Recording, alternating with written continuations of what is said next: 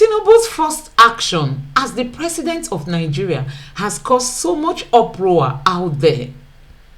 His announcement of the removal of subsidy during inauguration has plunged Nigeria into another level of hardship. So many people have said that it was wrong for him to have declared the removal of subsidy during his inauguration, while others say possibly he did not even know the content of the inaugural speech he read out. That may just be the product of one brilliant professor. Everything wrong with that pronouncement, and it is anti-labor, it is anti-people, not because that I support oil subsidy, but because of the recklessness with which they are managing the exit of the oil subsidy. Right. Well, now the question remains, could there be any amendment at this point? Can this situation be remedied? Mr. Kenneth, if you were opportune to meet Tinubu, what advice will you give him as the new president of Nigeria? right. Well, that statement has been made. Yes. What do you think should happen now? Retract it. Go back. Say sorry. That was not what I meant. Yeah, but they've tried to explain it. Haven't you heard that a new price has already been issued? Mr. Kenneth says the APC should retract their statement and apologize to the Nigerian people. Do you think this APC government can ever humble themselves to come out to apologize to the Nigerian people? That has never happened, and I wonder if it could ever. So guys, let me allow you watch this video. Just take your time and watch this video to the end. Please don't forget to subscribe to my channel, turn on the notification bell. Please give this video a like so that YouTube can recommend it to others, and let me know what you think in the comment section below. Thank you. At seeing Nigerians wake up to dramatic price rises. How is it the party says that the first executive proclamation of the new president was aimed at inflicting pain on the Nigerian people? There has been an attempt at clarity, with the new government issuing a statement saying the removal of subsidies would take effect at the end of June, and suggesting that it had already been removed by the previous government. But according to Labour, that's just medicine after death, because the deed has been done, chaos has been unleashed, and people in long queues are stressed out and unable to get fuel as the ripple effects continue. Meanwhile, the Election Tribunal has begun calling witnesses as it examines the petition against the victory of President Tinubu. The Labour Party says it's presenting additional material to support its argument that the poll was rigged. Well, for more on all this, I'm joined now in the studio by the Nollywood star, lawyer and spokesperson for the Labour Party's Presidential Campaign Council, Kenneth Okonkwo. Great to see you, Kenneth. It's my pleasure being here again. Really appreciate your coming in. Joining us. Really appreciate your coming in. You've been in courts today. You've had a long day. You've had meetings, but you made it, so we're very appreciative. Thank you very much. Let me start by asking you whether you accept that Bola Tinubu is now constitutionally the president of Nigeria. Well, I accept that we are in court questioning the validity of that pronunciation, and subject to the decision of the court, I will take a clue on how to answer that your question.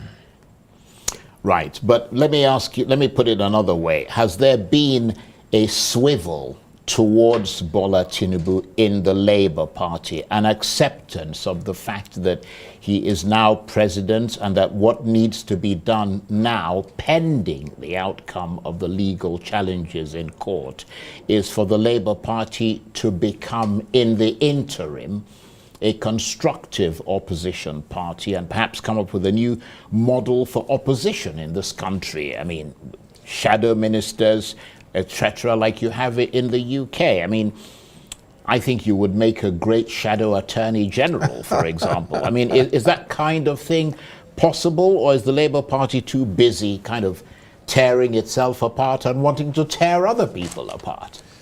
Well, I want to tell you that we already have a very beautiful model which we placed before the Nigerian people and which they accepted. So we wouldn't need to have a new model. We have our model that we are going to implement at the appropriate time. You have seen the model which they promised you. They promised you renewed hope.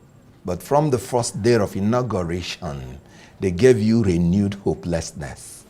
So, but we promised Nigerians a new Nigeria that is free from the culture of impunity, criminality, corruption, and illegality. And we are going to maintain our focus on that promise, and at the appropriate time we will deliver. Well, let me put it another way.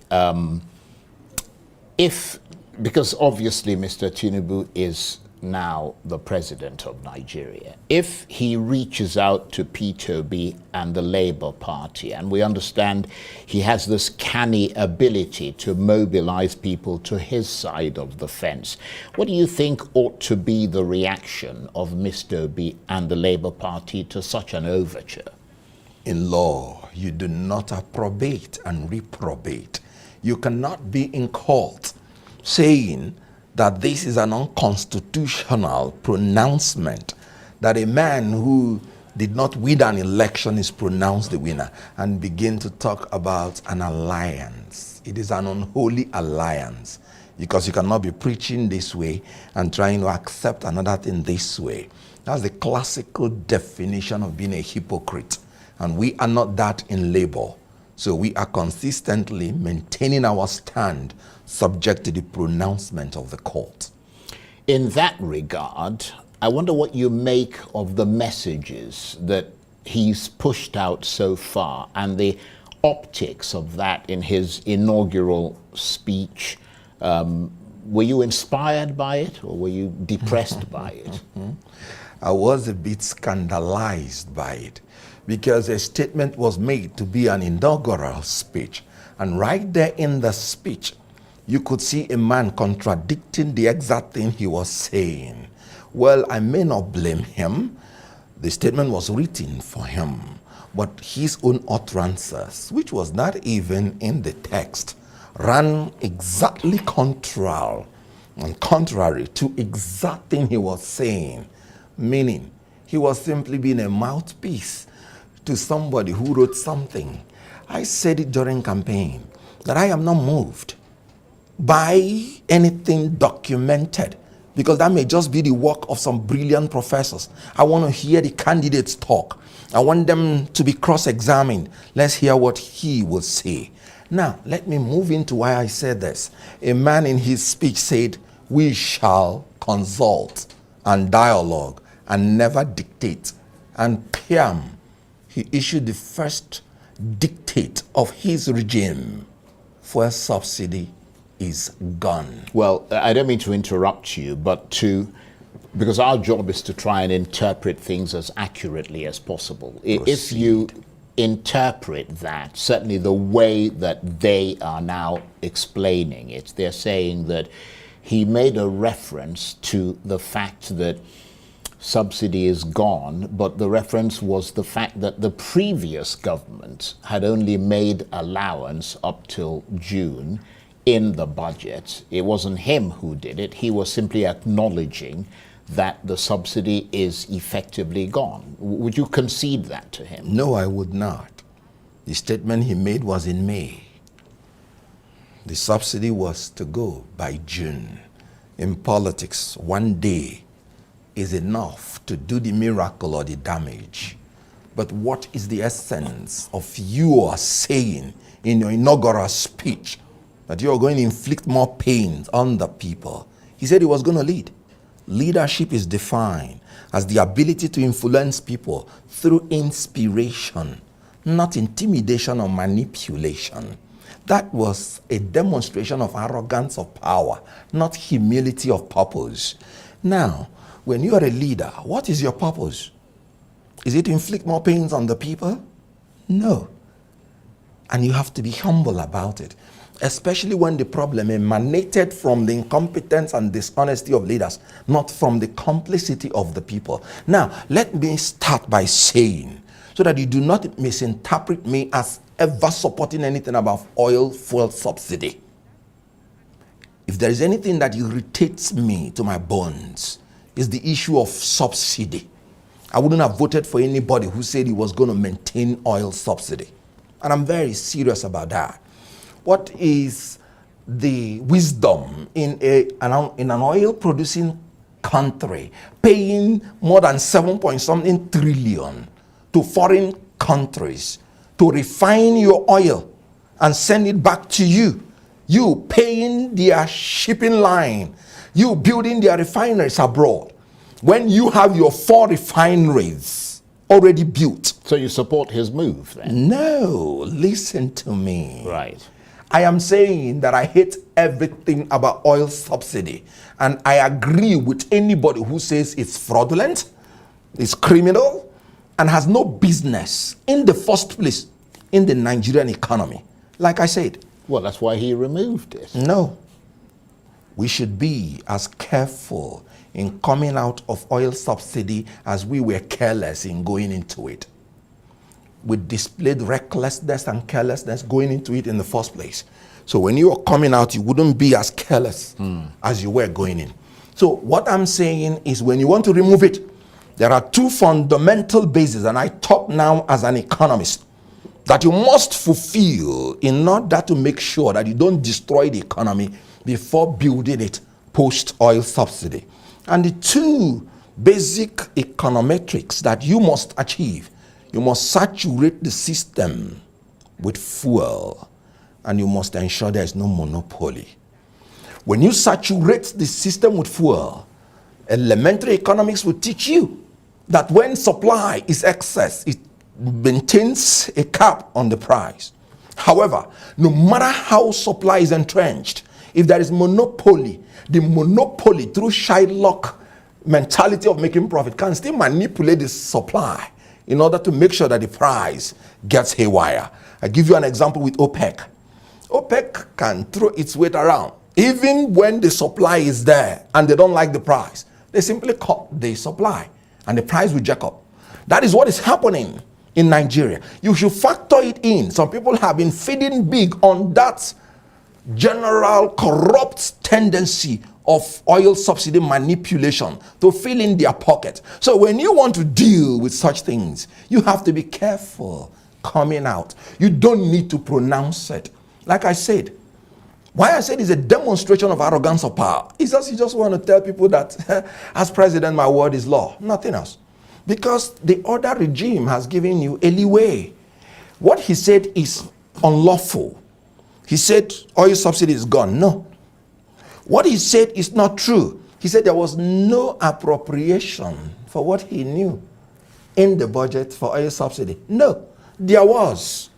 And it ought to end by June. If you end it today, that means the June allocation for oil subsidy will be dyed by some elements of criminal tendencies, because they would have jacked up the price before exhausting the subsidy, which is already a matter of law, which is already in the Appropriation Act. So there was everything wrong with that pronouncement.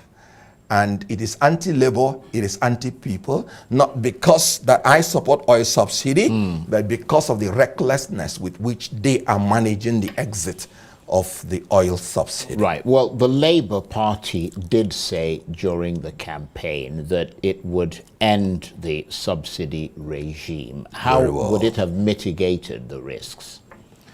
When you have 51 pipes projected into your official pipe, taking the oil, you have 51 entities that are already corrupt that is going to mitigate against you. Labour say, we are going to cut corruption 50%, immediately will come in. We are going to increase the supply of the fuel, granting licenses to modular refineries. We are going to encourage Nigerians to participate freely in the product God has given to them free of charge. When we do that, and we would have done it within even a month, then we will take out oil subsidy, that irritation called oil subsidy. And let me tell you, there is already a model to that. Take the telecommunication industry as an example. When they came in, they did not encourage monopoly. NITEL was a monopoly organization, just as this government is erroneously allowing NNPC to be the only monopolist, meaning they can do any racketeering they want. When they want to give the license, they made sure they give to more than one. KENETH and MTN, if I can remember, and immediately telecommunication had checks and balance. But even the two was not enough. You know what MTN said? MTN said they cannot go into second per second billing until 10 years.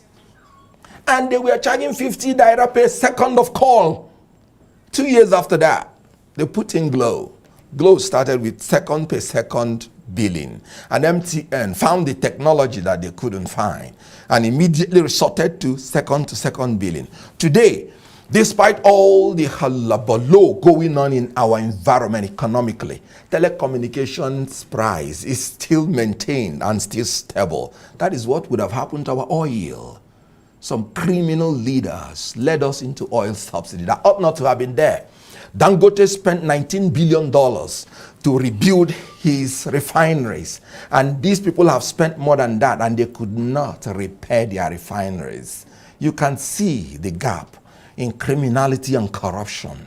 That's what they would have taken out.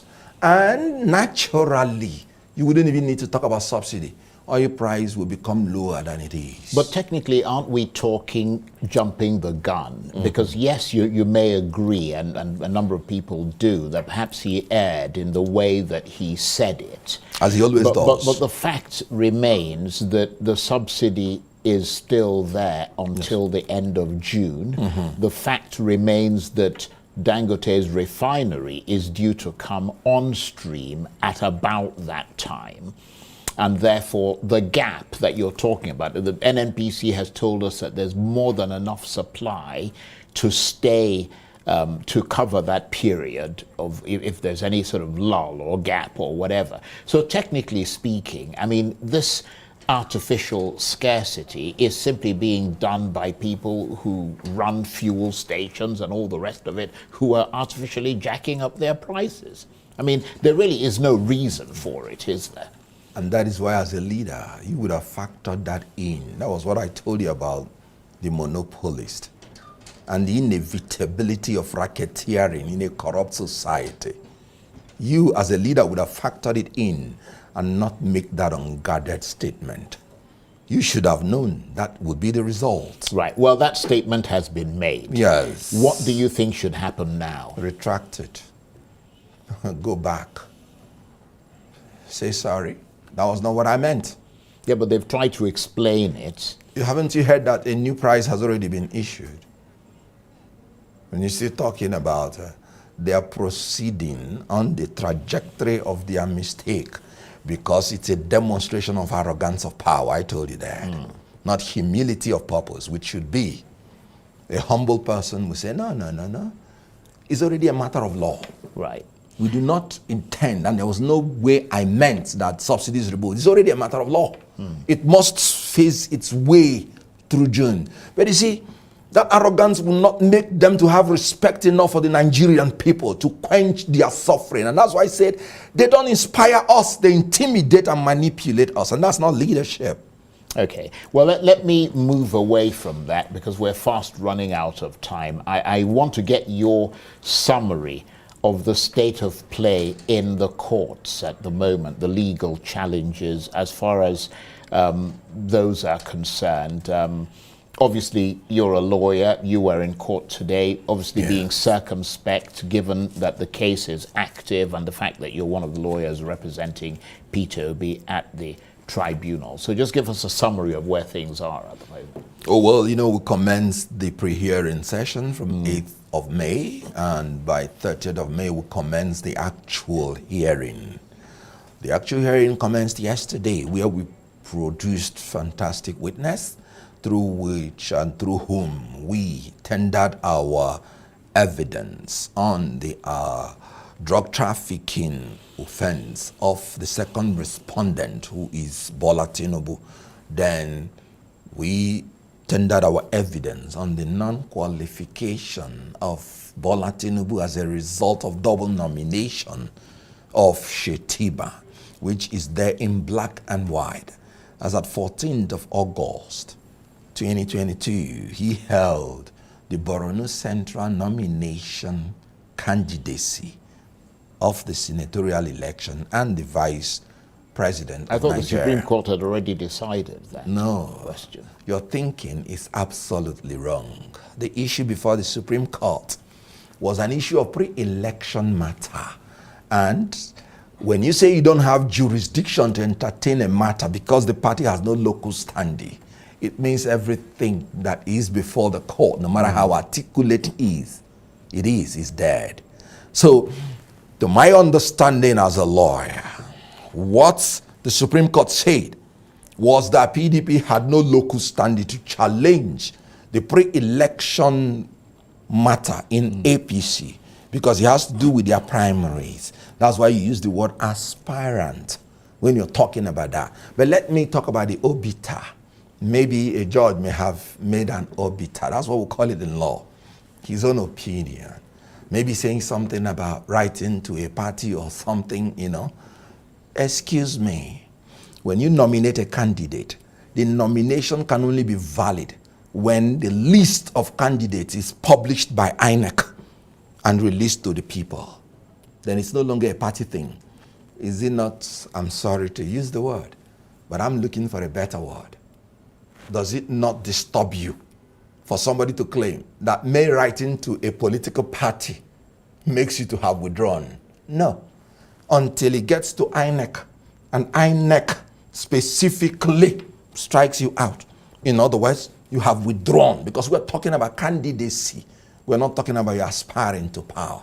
So the evidence we produced is to the fact that in INEC, which is the only commission that organizes the election, as at the 14th of that month, he held double nomination.